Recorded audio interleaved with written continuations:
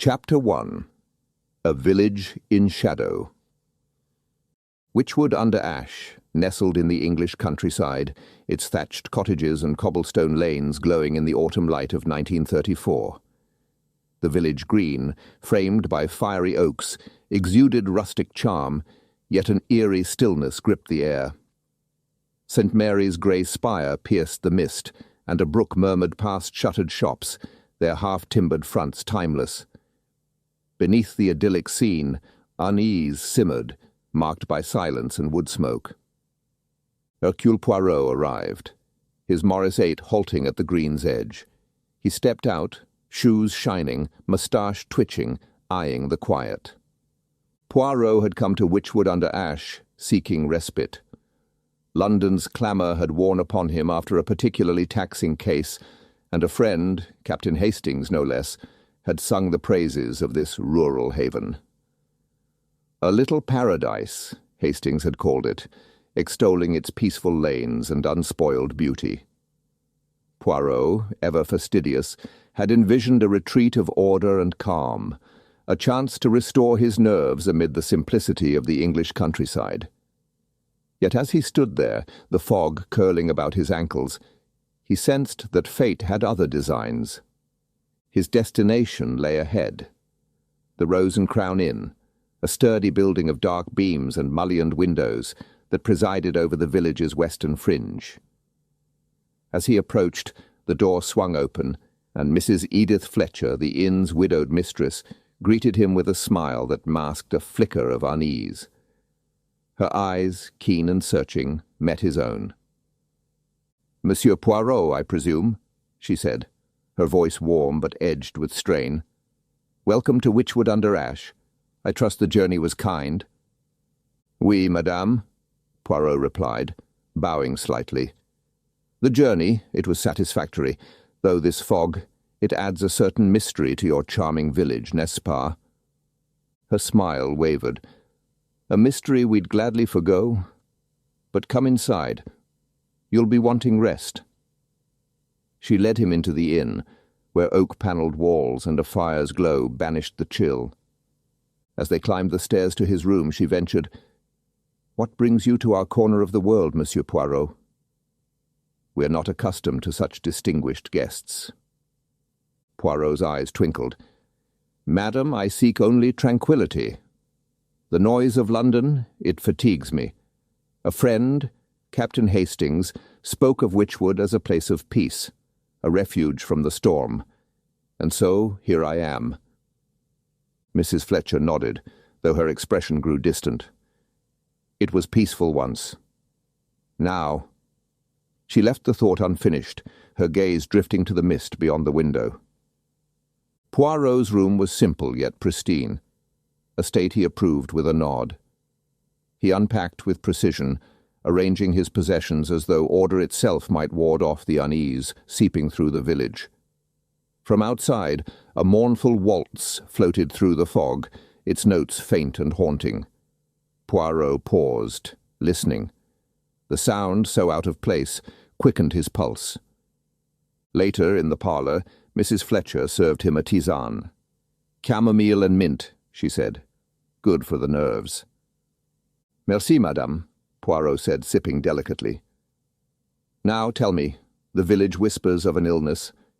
It troubles you greatly?" Her face shadowed. "Aye, it does. Fever, chills, breathlessness. It struck several in mere days. Dr. Hargroves made an infirmary of the village hall. Mr. Turner, husband to Emily Turner, is among the worst. A fine man, but he's fading fast." Poirot's gaze sharpened. "This Dr. Hargrove, he is capable?" "Very," she said. "But even he's at a loss. It's come on so quick." Their talk was cut short by Mr. Henry Wilkins, the storekeeper, who barged in with a scowl. "Edith," he growled, "it's chaos at the hall. Stock's low, trade stalled. If this sickness spreads, they'll quarantine us." Poirot interjected. "Monsieur, you fear more than illness alone?" Wilkins glared. "Aye. Quarantine's bad for business, bad for all." He stormed off, muttering. Mrs. Fletcher sighed. He's right to fret. We're on edge as it is. Dusk fell heavy, and Poirot retired to his room, the fog thick against the glass. The waltz played on, ghostly in the silence. Then came a shout. A villager burst in below, frantic. "Mrs. Fletcher! Mr. Turner's worse. Dr. Hargrove says it's dire." Poirot straightened, his mind alight. The music ceased, swallowed by mist. Witchwood's charm had unravelled into dread, and Poirot knew his retreat was now a riddle to unravel. Chapter 2. The Quarantine's Grip. The first light of dawn had scarcely breached the fog when a tentative knock roused Hercule Poirot from his slumber. His rest had been fitful, disturbed by the distant strains of a gramophone waltz that had haunted the night. He rose with a fastidious air, smoothing his silk dressing-gown and adjusting his moustache before opening the door of his room at the Rose and Crown Inn. Mrs. Edith Fletcher stood in the threshold, her face ashen, her hands wringing a damp handkerchief. "Monsieur Poirot," she said, her voice quivering, "it's dreadful news. Mr. Turner passed away in the night." Poirot's green eyes narrowed, though his demeanour remained unruffled. "Mon Dieu, that is most unfortunate. My deepest sympathies, madam. He was, I take it, gravely ill?" "Aye," she replied, her breath catching. "But it's come so sudden. The village, we're all shaken, and there's talk of a contagion, like that terrible flu years back." Poirot inclined his head. "Fear. It spreads faster than any malady, n'est-ce pas? But we must not leap to conclusions. What says Dr. Hargrove?" "He's beside himself, poor man," she said, "doing all he can at the infirmary. I'd best not keep you. Breakfast will be ready soon." As she retreated, Poirot closed the door, his mind already alight. Mr. Turner's death had plunged Witchwood under Ash into a deeper unease, and he sensed the threads of a mystery beginning to weave. By midday the village was transformed. From his window, Poirot observed a sombre procession. Men in dark overcoats arrived in motor cars, their voices hushed and clipped. They conferred with Constable Albert Barnes, whose boyish face strained to project authority as he adjusted his helmet nervously. Barriers sprang up at the village's edges, adorned with stark signs. "Quarantine, keep out." Supply carts and travellers were turned away, their protests swallowed by the fog.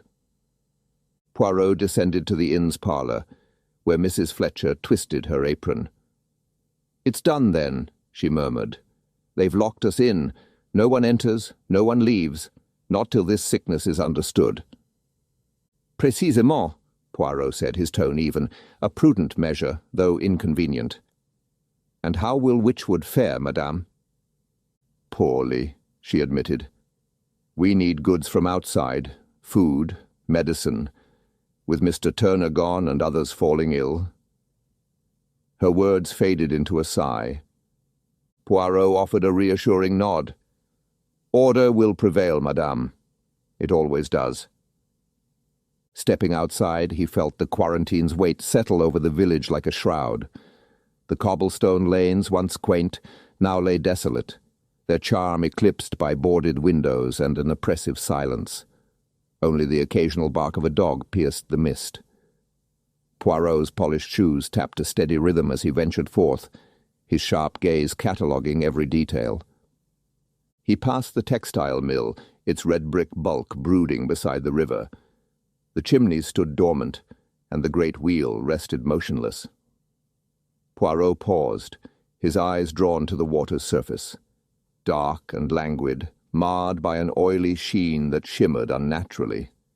A faint, bitter odour lingered, and he murmured, "Très curieux," tucking the observation into his mental ledger. His path led him to St. Mary's Church, its spire a grey sentinel against the fog. The doors stood ajar, and within, voices rose in prayer. Slipping into a rear pew, Poirot watched Reverend Thomas Whitfield at the pulpit. his kindly face etched with weariness.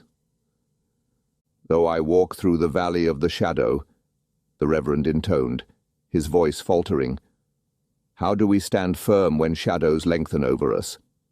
A ripple of unease passed through the small congregation, their heads bowed under the weight of fear. Poirot noted the tremor in Whitfield's hands, the doubt flickering in his eyes, a man of faith wrestling with despair. As the service ended, villagers shuffled out, their whispers a low hum of anxiety. Mrs. Clara Benson approached, her lace shawl drawn tight, her eyes glinting with eagerness. "Monsieur Poirot, the detective, yes?" "Oui, madame," he replied, bowing slightly. She leaned in, her tone conspiratorial. "It's the mill, you mark me. Dumping filth into the river by night. That's what's brought this curse." Poirot's mustache twitched. "A serious charge, madame. You have seen this?" "Lights, late hours," she said with a shrug. "Folk talk. That river's wrong. Anyone can see it." "Merci," Poirot said, his politeness masking skepticism. "I shall reflect on this." She departed, and Poirot stepped back into the fog, pondering. The mill, the river, the sickness. Coincidence or something more? At the Rose and Crown, the air crackled with discord. Voices clashed in the common room, and Poirot lingered in the doorway, unseen. Villagers huddled around the bar, their tempers frayed. "It's Ashford's mill," a burly man bellowed, fist pounding the counter. "Poisoning us all." "Rubbish," snapped another. "It's a plague carried in. Outsiders, that's who." "Outsiders like Smith?" a woman sneered. "Skulking about, up to no good." Poirot's interest piqued at the mention of John Smith, the enigmatic lodger. Before he could step forward, Mrs. Fletcher intervened, her voice steady. "Enough now. We'll not tear ourselves apart." The group dispersed, grumbling, and Poirot withdrew, his thoughts churning. Fear had ignited suspicion, and beneath it simmered rivalries long buried. Night descended, the fog pressing thick against the inn's windows. Poirot sat by the fire, a tisane warming his hands, the day's events swirling in his mind. He set his cup aside, resolve hardening. Tomorrow he would visit the infirmary. If answers lay hidden, they rested there, amid the sick and the steadfast Dr. Hargrove. His moustache quivered with anticipation. The confinement he sensed veiled more than illness. It cloaked a deeper enigma, one Hercule Poirot was determined to unravel. Chapter 3. The Doctor's Dilemma. Hercule Poirot stepped into the village hall of Witchwood-under-Ash, now a makeshift infirmary, and paused, his sharp senses assaulted by the heavy scent of carbolic soap that hung in the air. The hall, once resonant with the laughter of village fêtes and the clinking of teacups, had been stripped of its former gaiety. Rows of iron beds lined the walls, their occupants coughing feebly, the sound a mournful counterpoint to the silence beyond the fog-shrouded windows. The atmosphere pressed down upon him, sombre and thick, with an unspoken dread that seemed to permeate the very beams of the ancient structure. Nurse Margaret Jenkins moved among the patients with the brisk efficiency of a seasoned campaigner, her starched uniform rustling like the leaves outside. Her hands were steady as she adjusted a blanket or offered a sip of water, yet Poirot's keen eyes noted a tightness about her lips, a fleeting glance toward the doctor's annex that betrayed something beyond mere duty. She was a woman of competence, he mused, but perhaps not without her secrets. At the far end of the hall stood Dr. James Hargrove, his figure slightly stooped with the weight of sleepless nights, yet his voice retained a calm authority as he murmured to a patient. His coat was creased, his eyes shadowed, but there was a resilience in his bearing that spoke of a man determined to hold the line against an invisible foe.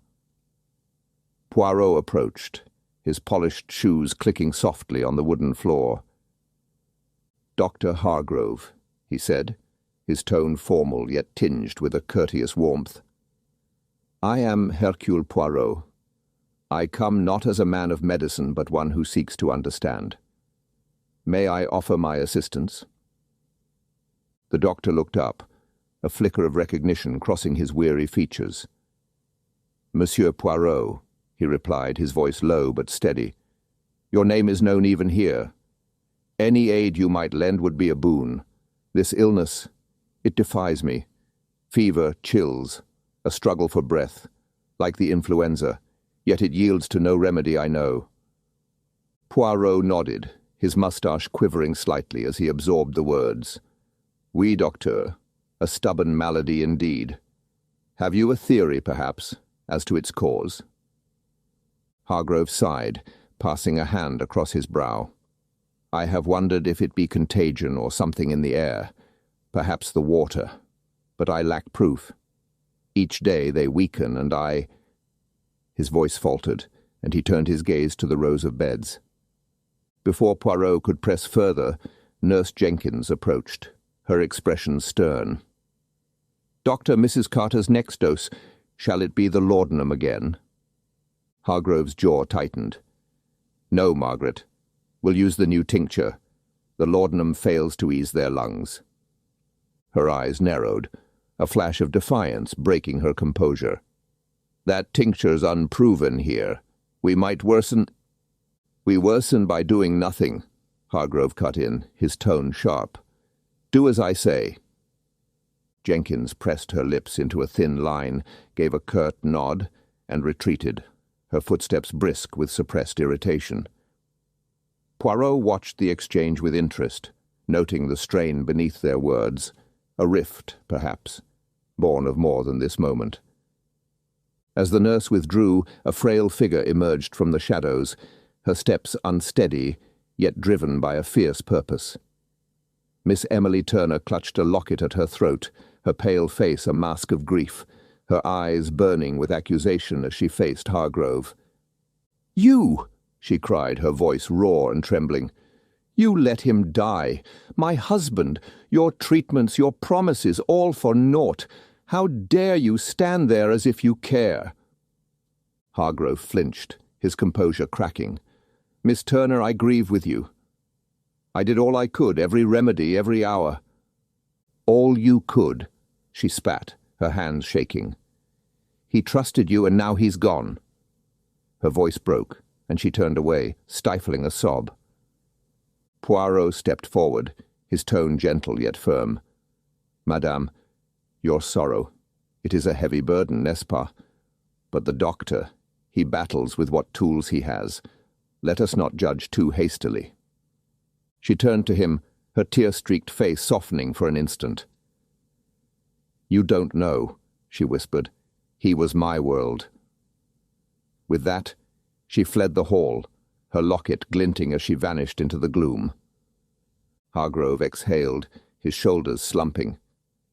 "She's right to mourn," he murmured, "but I swear I tried." "Courage, mon ami," Poirot said, resting a hand briefly on his arm. "Now, perhaps your office? I would see where you wage this war." The doctor led him to a small annex, a cramped space cluttered with medical volumes and papers strewn across a desk. Shelves bore vials labelled with dates and the word "River," their contents catching Poirot's eye. The room was a study in disarray, at odds with Hargrove's precise manner, a sign perhaps of a mind stretched thin. "Intéressant," Poirot murmured, lifting a vial. "You examine the river, doctor?" Hargrove nodded. "Yes. There's a strangeness to it. An odd sheen, a faint smell. I thought it might tie to the sickness, but I've not had time to pursue it." Poirot's gaze sharpened. A prudent thought. The river, it may whisper truths we have yet to hear. A low groan from the hall interrupted them, a patient's cry cutting through the air.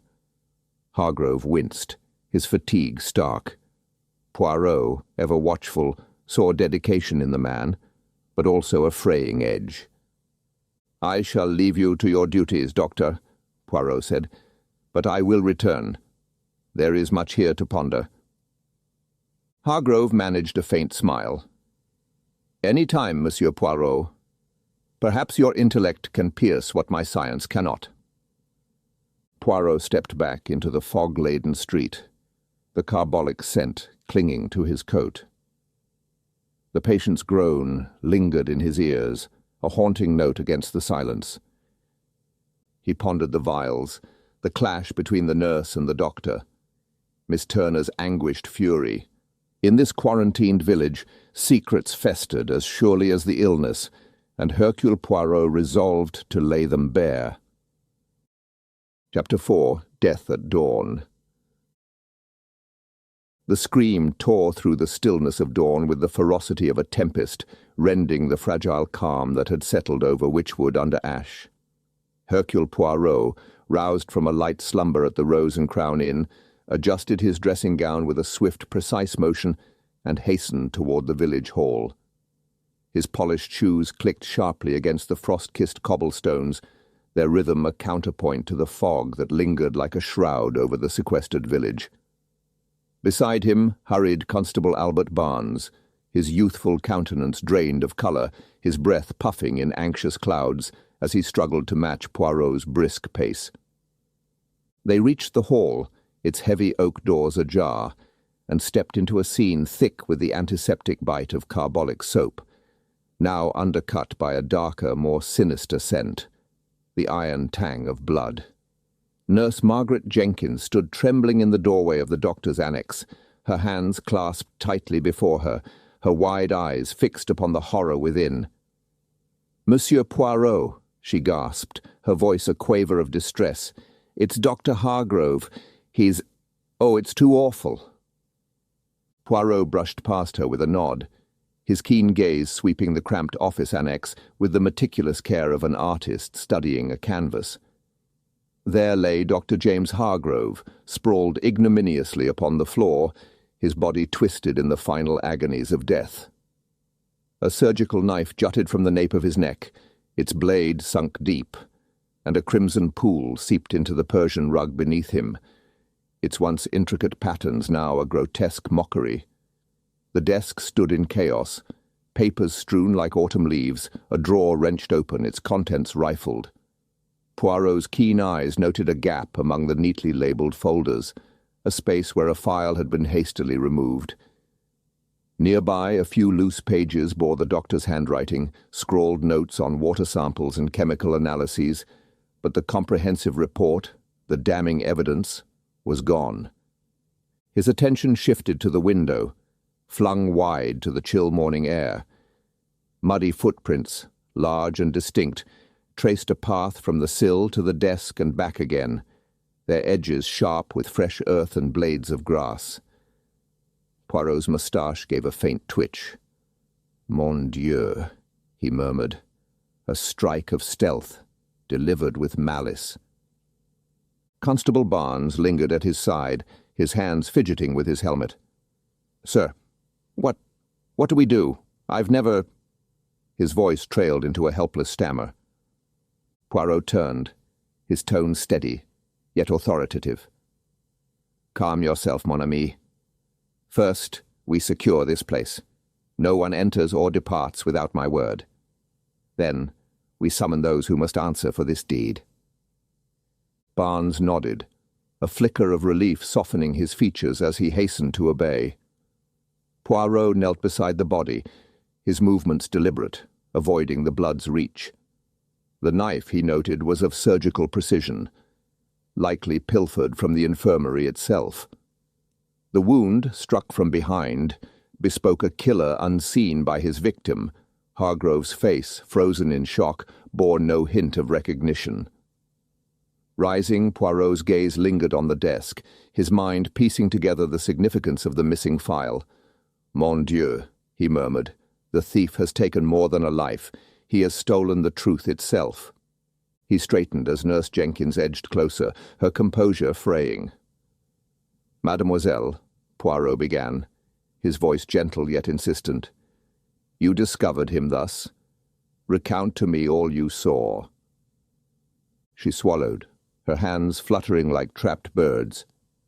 I came at dawn, as I do each morn, to check on him. The door was ajar. I pushed it open, and there he lay. I touched nothing, I swear. I only screamed and ran for help. Poirot inclined his head. And last night, did you hear a sound, perhaps, or glimpse a figure? Her brow creased, uncertainty clouding her gaze. I thought I heard footsteps late, near midnight outside, and perhaps a shadow by the window, but I was weary. I cannot swear to it. Merci, Poirot said, his mind filing her words, footsteps, a shadow, fragments to ponder. As Poirot and Constable Barnes emerged from the annex, a crowd had gathered outside the building, drawn by the clamour of Nurse Jenkins' scream and whispers of tragedy rippling through the quarantined village. Villagers clustered in anxious groups, their murmurs a low hum of dread. Among them stood the suspects, their distinct reactions cutting through the collective unease. Mr. Reginald Ashford stood rigid at the edge of the crowd, arms crossed, his stern eyes fixed upon the annex door, a muscle pulsing in his jaw. His son, Timothy, paced nearby with restless energy, his fists clenching and unclenching as though itching for action. Miss Emily Turner clutched a handkerchief, her tearful gaze darting among the villagers with accusation, her breath hitching in quiet sobs.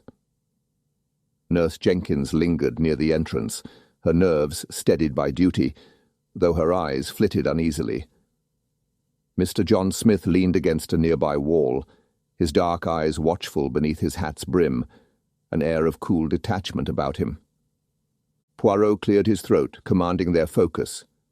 Mesdames et messieurs, a grave crime has struck this night. Dr. Hargrove is dead, murdered within these walls, and with him vital evidence has vanished. In this lockdown, the killer cannot flee. Thus, he stands among us. I, Hercule Poirot, shall uncover him. You will gather at the inn, where I shall speak with each in turn. A murmur rippled through them. Mr. Ashford's voice cut sharp. Absurd. We're all prisoners here, and you point fingers at us? Timothy laid a hand on his arm. Father, peace. We must aid if we're to resolve this. Miss Turner's sob broke free. First my husband, now this. What curse plagues us? Mr. Smith's tone was smooth, enigmatic. A tragedy, yes, yet not wholly surprising. Poirot's eyes lingered on him, but he held his counsel. To Barnes he said, Guard this place well, mon ami. I shall return. As the villagers dispersed their whispers a hum of fear, Poirot stepped into the fog-laden air, the mist curling about his feet. The quarantine had stretched Witchwood's nerves taut. Now murder had snapped them. Adjusting his hat, he sifted the clues, the missing file, the prints, the shadow, his little grey cells alight. The killer lurked near, and Hercule Poirot would not rest until the truth emerged from this shadowed night. Chapter 5. Suspicions Stirred. The parlour of the Rose and Crown Inn stood as a haven of order amid the turmoil that gripped Witchwood under ash. The fire in the hearth cast a steady glow across the oak-panelled walls, where chairs formed a neat semicircle. Hercule Poirot, his pinstriped suit pristine, set his Homburg hat upon the mantel and surveyed the room with eyes sharp as cut glass. In this village, where fear festered like a hidden wound, he would begin his methodical unravelling of Dr. Hargrove's murder. Mrs. Edith Fletcher lingered at the door, her keen gaze tempered by a hint of disquiet. "Shall I fetch them now, Monsieur Poirot?" she asked, her voice firm despite the morning's strain. "Oui, madame," Poirot replied, his tone polite yet resolute. "Monsieur Reginald Ashford first, if you please." She inclined her head and departed, leaving Poirot to study the fog pressing against the mullioned windows, a mute shroud over the village's secrets. The confinement had tightened since the doctor's death, amplifying the whispers of dread. The murderer, trapped within these bounds, must be found, and Poirot's little grey cells were already at work. Mr. Reginald Ashford entered, his bearing as rigid as the mill he ruled. His grey eyes met Poirot's with a glint of challenge as he took his seat. "Well, Monsieur Poirot," he said, his voice clipped, "what do you wish to discuss?" Poirot tilted his head. "Monsieur, the night of the murder, where were you?" "At home," Ashford replied, unwavering. "In my study, reviewing accounts. The quarantine has tangled my affairs." "Alone, oui?" Poirot pressed gently. Ashford's jaw tightened. "My butler, Jenkins, attended me. He brought tea at 9 and again at 11. "Bon," Poirot said, his tone smooth. "And Jenkins, he would say the same, no doubt?" "Of course," Ashford said, though his fingers twitched faintly. "He's reliable enough." Poirot's moustache curved. "Curieux. Tell me, monsieur, did Jenkins seem himself that night? Did he linger, perhaps, or falter in his step?" Ashford's brow creased. He may have paused, I suppose. He's old. His hands shake at times." "Précisément," Poirot murmured, his gaze piercing. "A pause can speak volumes. And from your study you heard nothing? No sound beyond your walls?" "Nothing," Ashford insisted, his tone hardening. "It was a still night." "Très bien," Poirot said, rising. "We shall speak again." Ashford left, his stride stiff, and Poirot noted the flicker of unease, a crack in the mill owner's armour. Timothy Ashford burst in next, his restless energy crackling like the fire. He paced before settling, his dark hair tousled, his fists clenched. "Make this quick," he snapped. "Monsieur Timothy," Poirot began, "you were at the pub that night?" "Yes," Timothy said curtly, "with the locals, drinking." "And you stayed late?" Poirot asked, his voice mild. "No, I left early," Timothy replied, his eyes darting to the hearth. "Had business to settle." "Ah, business," Poirot mused. "What manner of business calls a man from his ale so soon?" Timothy shifted. "Estate matters, nothing to do with this." "Peut-être," Poirot said, "but tell me, when did you leave?" 10, perhaps," Timothy muttered. "Walked the grounds after." Poirot's eyes gleamed. "The grounds are vast, oui? And yet no one saw you return until much later. What kept you?" "I needed air," Timothy shot back, his defiance flaring. "The quarantine, it's suffocating." "Suffocating indeed," Poirot said, dismissing him with a nod.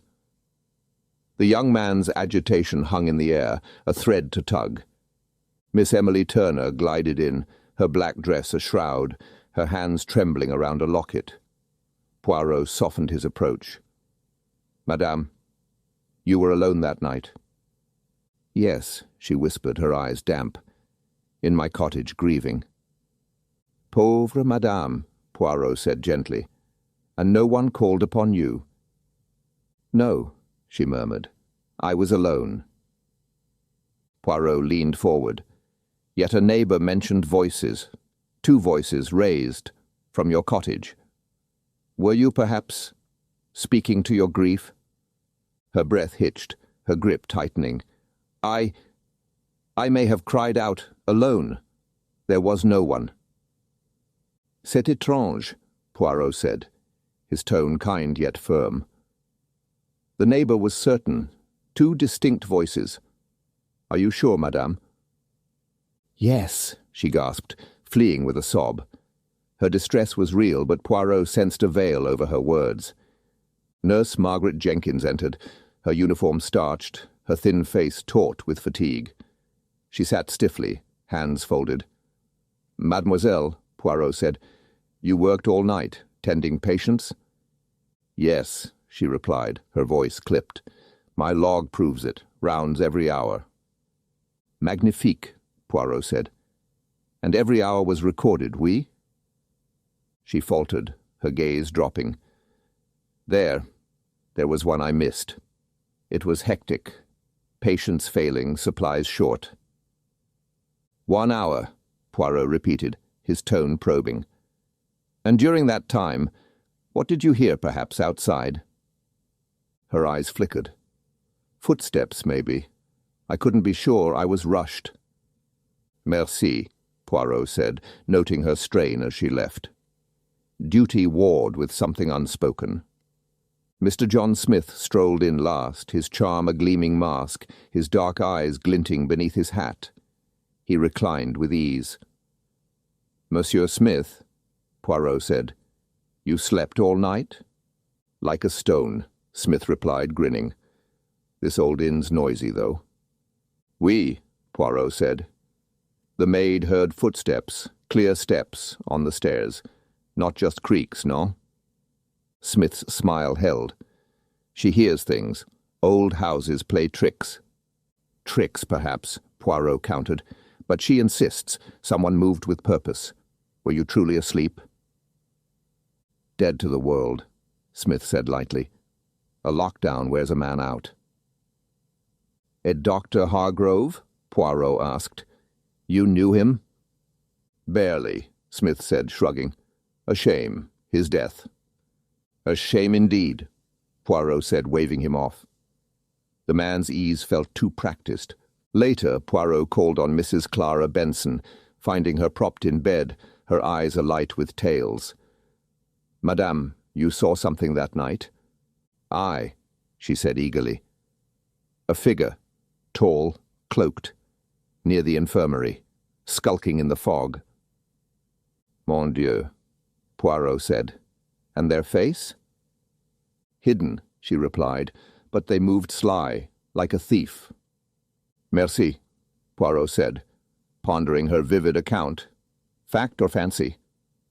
At the infirmary, he studied the muddy footprints, large, nicked, fresh, and the rifled desk, missing its letter.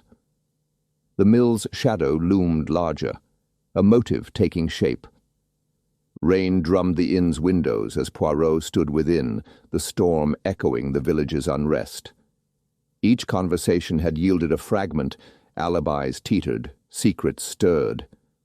The killer was close, and his mind whirred, assembling the mosaic. Chapter 6. The Mill's Secret. The fog that cloaked Witchwood under Ash had grown denser as the morning waned, its spectral wisps threading through the village lanes and coiling about the ancient cottages like a shroud woven by unseen hands. Hercule Poirot stood poised at the entrance of the Rose and Crown Inn, his pinstriped suit pristine despite the damp, his Homburg hat tilted just so. His sharp green eyes surveyed the muted world beyond, where the quarantine's weight pressed upon the villagers like a second mist, and the murder of Dr. James Hargrove had turned their quiet unease into a palpable dread. To Poirot, however, this oppressive air was a challenge, a tapestry of secrets begging to be unravelled by the deft fingers of his mind. With a purposeful step, he set forth to trace the threads of suspicion that wound through Witchwood's heart. His first task drew him to room 3, the unassuming quarters of Mr. John Smith, whose polished demeanour had failed to dispel the villagers' wary glances. With a nod from Mrs. Fletcher, the inn's shrewd proprietress, Poirot ascended the narrow staircase, its worn runner muffling the tap of his polished shoes. The door opened with a faint creak, revealing a chamber so orderly it seemed to mock the chaos beyond its walls.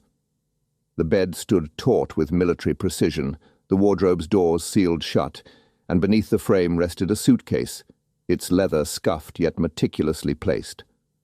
Poirot knelt, his gloved hands undoing the clasps with care, and from within he drew a leather pouch that piqued his curiosity. Inside lay a sepia-toned photograph of a stern woman, her high-collared dress framing a gaze that pierced through the years. On its reverse, in faded script, ran the words, "To Edward with love." Edward, Poirot murmured, his moustache giving a faint twitch. Was this John Smith's true name? Edward Langley, perhaps, the London embezzler whispered of in hushed tones. The woman might be his wife, a remnant of a life discarded. Yet how did this tie to Dr. Hargrove's fate? Poirot's mind turned swiftly. Had the doctor stumbled upon Smith's secret, it might suggest a motive. Yet Hargrove's obsession had been the illness, the river's taint, not the newcomer's past. Smith's alibi was thin. He claimed to have slept soundly through the night. But the maid's tale of footsteps could point to any restless soul in this creaking inn. For now, Poirot replaced the photograph with a sigh. Un mystère sans issue, he conceded, a puzzle piece that refused to fit, though he filed it carefully among his thoughts.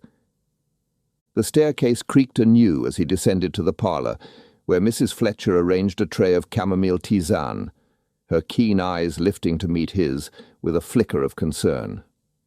"Madame," Poirot began, easing into a chair with his customary grace, "tell me of Nurse Jenkins. She is loyal to Dr. Hargrove, oui?" Mrs. Fletcher poured the steaming brew, her hands steady despite the day's burdens. "Loyal as they come, sir. Been with him years, ever since he took her in after her trouble in London." Her voice dropped, as though the walls themselves might listen. "She was at St. Mary's Hospital, let go, they say, for a mix-up with a patient's dose. A heavy thing, but Dr. Hargrove gave her a fresh start. Believed in second chances, he did." Poirot's gaze sharpened as he sipped the tisane, its warmth a quiet comfort. "And he knew of this trouble." "I'd wager he did," she replied, settling the teapot with a soft clink. "Once told me everyone's got a right to mend their ways. Margaret, Nurse Jenkins. She's clung to him like a shadow ever since." "Interessant," Poirot mused, setting his cup aside. Hargrove's forgiveness seemed to bind her loyalty tighter, rendering her an unlikely suspect. The thread of her past, though tangled, led not to murder but to gratitude. He inclined his head in thanks and took his leave, the fog greeting him once more as he stepped into the muted streets. The general store lay a short walk hence, its dim interior presided over by Mr. Henry Wilkins, whose gruff features bore the strain of the quarantine's toll. "Monsieur Wilkins," Poirot said, his tone measured yet probing, "you seem a man much troubled. Is it only this lockdown that darkens your brow?" Wilkins slammed a ledger shut, his snort cutting through the stillness. "That, and the mill.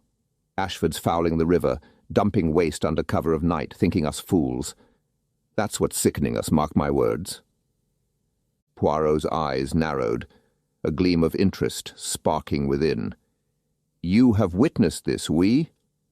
"Lights at the mill after dark, queer smells on the breeze," Wilkins growled, his fists tightening. "No proof solid enough for a court, mind, but it's no mere chance." "Très curieux," Poirot said, storing the accusation like a card up his sleeve.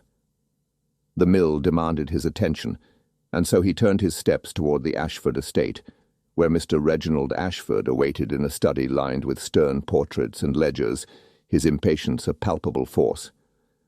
"Monsieur Ashford," Poirot began, his voice smooth as polished stone, "there are tales that your mill poisons the river by night. What say you to this?" Ashford's face darkened, his hands clenching atop the desk. "Utter rot. Idle tongues, spinning lies. My mill runs clean as the day it was built." "Yet the river, it gleams strangely," Poirot countered, his gaze unrelenting. "And Dr. Hargrove, he studied its waters. Did he not?" A flicker crossed Ashford's eyes, a crack in his steely facade. "The doctor was wrong-headed. No proof ties my mill to anything." "Peut-être," Poirot said, his tone deceptively mild. "But belief, monsieur, can stir a village to act." He withdrew, leaving Ashford's protests ringing hollow when a sudden clamour of voices erupted from the mill office beyond. Poirot paused, his ears attuned to the sharp exchange.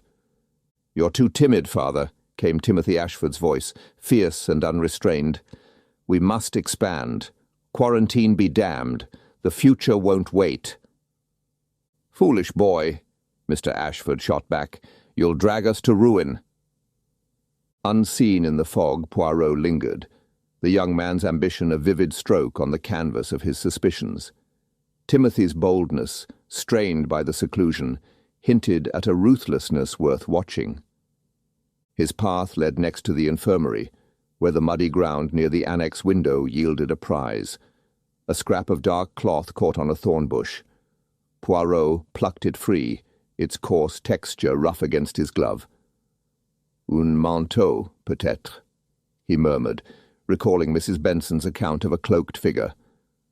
This fragment lent weight to her words, a silent echo of the footprints he had traced. As dusk settled over Wychwood, Poirot found himself by the riverbank, the water's sluggish flow dark beneath an oily sheen that shimmered in the fading light. He crouched, filling a vial with the tainted liquid, its acrid scent a match for the samples in Hargrove's office. The illness clustered here, the doctor's notes pointed here, the mill's shadow fell here. "C'est clair," he whispered, rising as the fog swirled about him. Hargrove had unearthed the river's poison, his missing file a threat to the Ashfords' legacy, a truth silenced by a killer's hand. The quarantine had cracked open the village's fears, and now, by this sullied stream, Poirot's suspicions crystallized. The sickness and the murder were entwined, and the culprit lurked close. "Mon Dieu," he said softly, his eyes fixed on the water's gleam. "The little grey cells, they weave the pattern true. Justice shall not sleep this night." Chapter 7. Poisoned Waters.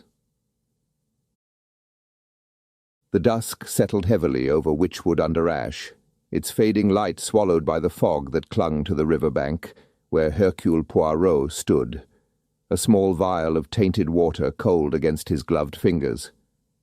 The river flowed dark and sluggish before him, its surface marred by an oily sheen that betrayed the poison within, the mill's silent crime. As the realization of its link to the village's illness and Dr. Hargrove's murder crystallized in his mind, Poirot felt the stir of certainty. Yet certainty alone was not enough. He needed evidence, something concrete to tie the threads together. He lingered by the river, the vial in hand, his sharp eyes tracing the mill's silhouette through the mist. The Ashfords' legacy loomed there, stained by greed, and Poirot knew the infirmary held the key.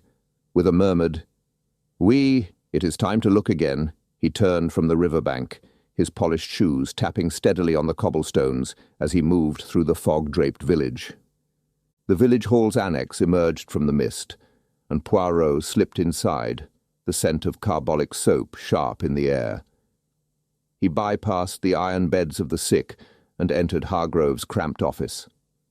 The desk remained as he'd last seen it, papers scattered, vials labelled River in the doctor's precise hand. Poirot sifted through the loose pages he'd noted earlier, those scrawled notes on water samples and chemical analyses, which had seemed fragmentary at the time. Now, with the river's secret laid bare, he examined them with fresh purpose. His fingers paused on a sheet half buried beneath a medical journal, its ink smudged as if written in haste. "Mill waste. Toxic levels detected.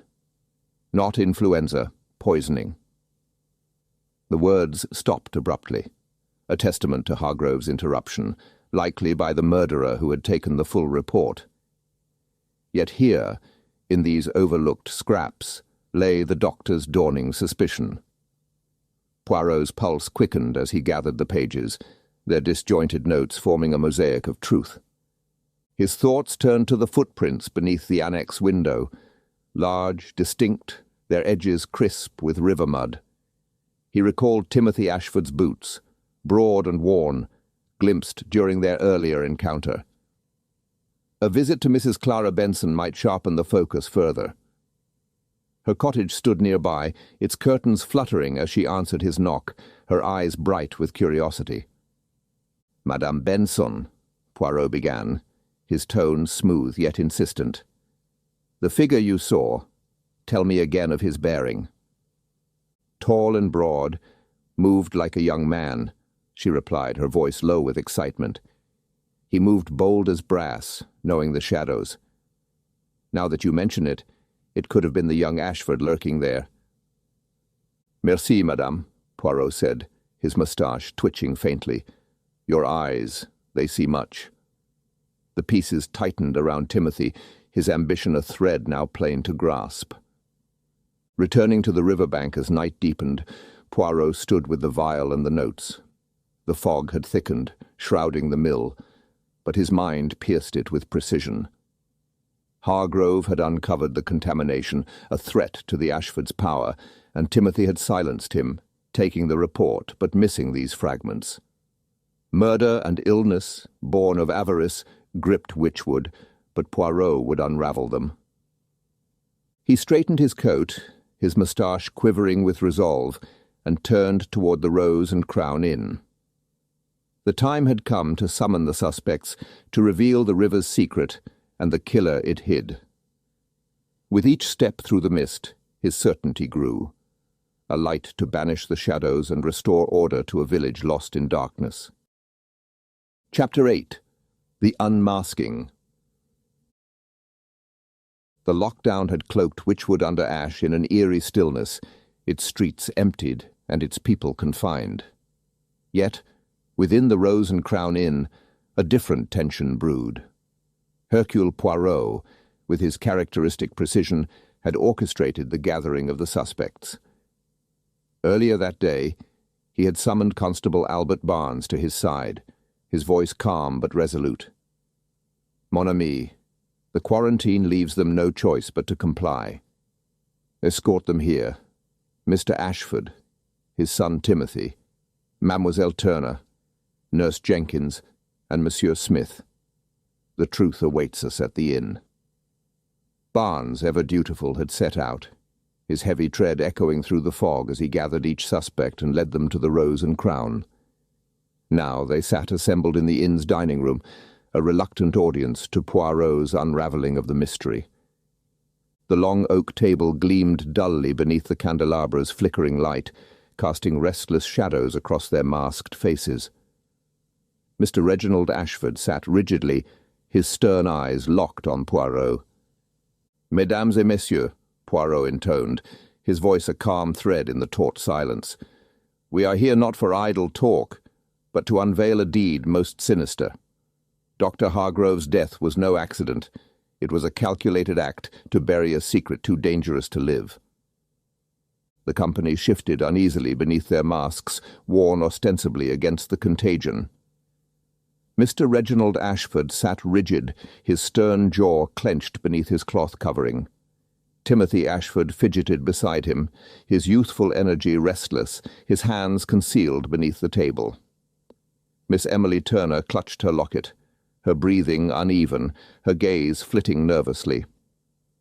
Nurse Margaret Jenkins maintained a stiff composure, her uniform pristine despite the faint tremble in her hands.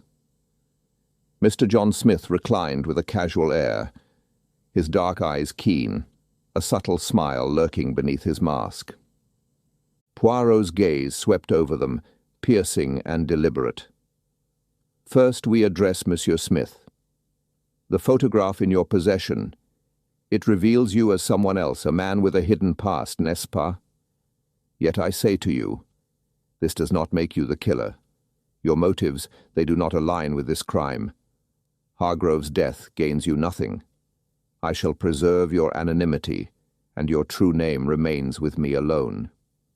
Smith inclined his head, his smile broadening faintly. "A courteous act, Monsieur Poirot. I thank you for it." Poirot nodded briefly before continuing. "Next, Mademoiselle Jenkins. The gap in your logs raised suspicion, oui? But I see now it was born of exhaustion, not deceit. Your loyalty to Dr. Hargrove shines clear, and no motive taints your actions. You are innocent." Jenkins released a quiet breath, her hands steadying. "Thank you, sir. I only ever meant to serve him well." Poirot's tone sharpened as he pressed forward. "Now, we turn to Mademoiselle Turner, The voices your neighbour heard, they betray a visitor, do they not? You confessed to me that Timothy Ashford came to you, seeking your aid against Hargrove. You refused him, and in that refusal, we glimpse his desperation." Emily's fingers tightened on her locket, her voice a whisper. He was frantic. I couldn't help him. Poirot's attention shifted, his eyes locking onto the Ashfords. And so we arrive at the heart of this darkness. The river, its waters poisoned not by plague, but by the mill's hand. Dr. Hargrove knew this, and his letter was a call for justice. He produced a vial of murky river water, holding it aloft. The mill's greed bled into these currents. Hargrove's discovery threatened ruin, and so he was silenced. Reginald Ashford's knuckles whitened on the table's edge. "This is slander. You've no proof." "Au contraire," Poirot countered, his gaze piercing. "Hargrove's report and samples condemn you. And the footprints, they point to one among us." He turned to Timothy. "Your boots, Monsieur Timothy, carry the riverbank's mark. Madame Benson saw you near the infirmary that night." Timothy scoffed. "She's a nosy old bat." Poirot's tone grew relentless. "The pub's witnesses saw you leave early. Hargrove's notes cite TA by the mill's sluice. The net tightens." Reginald surged to his feet. "You'll not slander my son." But Poirot's eyes locked on Timothy. "Hargrove's report threatened your legacy. You killed to bury it." Timothy's resolve crumbled, his voice a ragged whisper. It was all falling apart. The mill, our name. Hargrove would have destroyed us. The room seemed to still as Poirot's words settled. "Greed, mon ami, it clouds the mind. But justice, it sees all." Constable Barnes approached, his face set with resolve. "Timothy Ashford, you're under arrest." As Timothy was escorted away, the dining room's tension eased, the air lighter with his confession. Poirot accepted a tisane from Mrs. Fletcher, her hand steady now. "A heavy truth, madame, but Witchwood will heal." She offered a small, grateful smile. "You've freed us, Monsieur Poirot. We're in your debt." He sipped, his moustache quirking faintly. "C'est mon devoir, madame. The little grey cells, they bring order from chaos." Chapter 9. Shadows Lifted. The morning sun, a pale disk struggling to pierce the remnants of fog, cast a tentative glow over Witchwood under ash. The village, so recently entombed in silence and suspicion, stirred with the first whispers of renewal. Hercule Poirot stood at the window of his modest room at the Rose and Crown Inn, his sharp green eyes surveying the scene below. The cobblestone lanes, once desolate, now bore the faint imprints of life returning. Here, a child darted across the green. There, a shopkeeper swept his stoop with renewed vigour. The quarantine, that suffocating shroud, had lifted at last, banished by the light of truth. Poirot turned from the window, his movements precise as he folded his silk pyjamas and placed them into his leather suitcase. The room, though simple, had served him well, its order a small comfort amid the chaos of the past days. A soft knock interrupted his task, and he called out, "Entrez!" The door creaked open, and Mrs. Edith Fletcher entered, bearing a tray with a steaming pot of tisane and a single porcelain cup. Her face, lined with the strain of recent events, softened into a smile as she set the tray upon the small table. "Your last cup before you depart, Monsieur Poirot," she said, her voice warm but tinged with a melancholy that spoke of farewells. "Merci, madame," Poirot replied, inclining his head. He accepted the cup, its warmth seeping into his fingers as he inhaled the fragrant steam. "It has been, mon Dieu, a most eventful stay." Mrs. Fletcher nodded, her hands smoothing her apron. We're deeply grateful for all you've done, sir. The village, it's already feeling lighter, now that the truth is out. The infirmary's nearly empty, and the mill, well, it's under new scrutiny, I hear." Poirot sipped the tisane, savouring its delicate blend of herbs. "Oui, the human spirit. It is resilient, n'est-ce pas? Witchwood will mend, though the scars of greed may linger a while yet." They spoke briefly of the village's recovery, the patients freed from the grip of poison, regaining strength, the mill now pledged to reform under watchful eyes, Timothy Ashford awaiting trial for his crimes. Poirot listened, his moustache twitching faintly as he absorbed the details, his mind ever cataloguing, ever precise. "And what of you, Monsieur Poirot?" Mrs. Fletcher asked, her tone gentle. "Will you return to London directly?" "Oui, madame," he replied, setting his cup aside. "My holiday, it was not the rest I envisioned, but the little grey cells. They have had their exercise, and that perhaps is satisfaction enough." With his packing complete, Poirot donned his Homburg hat and overcoat, adjusting the brim with meticulous care. He descended the stairs, his polished shoes tapping a steady rhythm, and stepped into the inn's parlour, where the fire crackled softly, a final farewell. Mrs. Fletcher awaited him, her hands clasped before her. "Safe travels, sir, and thank you again." He bowed slightly, his eyes twinkling. "C'est mon devoir, madame. Order must prevail, even in the most unexpected of places." Outside, the village unfolded before him, its lanes now touched by the tentative bustle of renewal. Poirot walked slowly, his gaze taking in the signs of life restored. The baker's oven belched smoke, the scent of fresh bread mingling with the crisp air. Children laughed as they chased a stray dog across the green. The mill's great wheel turned once more, its rhythm a promise of industry tempered by newfound caution. At the edge of the village, his hired Morris 8 awaited, its engine purring softly. Poirot paused, casting a final glance back at Witchwood under Ash. The fog had lifted, revealing the gentle hills beyond, their autumnal hues a tapestry of gold and crimson. "Mon Dieu," he murmured, his moustache quivering with a faint smile. "What a holiday this has been. Not the rest I sought, but c'est la vie. The unexpected, it sharpens the mind." He stepped into the car, the leather seat creaking beneath him. As the village faded into the distance, Poirot allowed himself a moment of reflection. The case had been a tangle of greed and desperation, but justice had prevailed, as it must. And though his nerves had found little repose, his intellect had thrived, his little grey cells triumphant once more.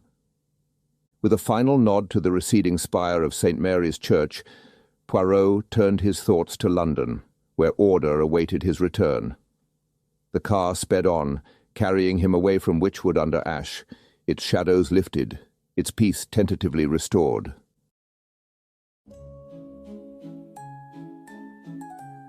The fog over Witchwood under Ash parts at last, revealing the brilliance of Hercule Poirot's little grey cells. The mysterious illness that gripped the village was no contagion, but a poison seeping from the mill's tainted river, lead and mercury, a legacy of greed uncovered by Dr. Hargrove. His murder, a desperate act to silence the truth, led Poirot to Timothy Ashford, the ambitious son whose blade struck to protect his family's name. With the killer unmasked and the quarantine lifted, the village stirs back to life, its peace hard-won through justice. We hope this journey through suspicion and revelation has enthralled you. If it has, please like this episode and subscribe to Nocturnal Tales for more shadowed mysteries. Drop your thoughts below. Did you suspect Timothy, or did Poirot surprise you? And if you'd like to fuel our storytelling, visit our Buy Me a Coffee page, link in the description. Thank you for joining us, and until next time, may your nights brim with intrigue and your days with clarity.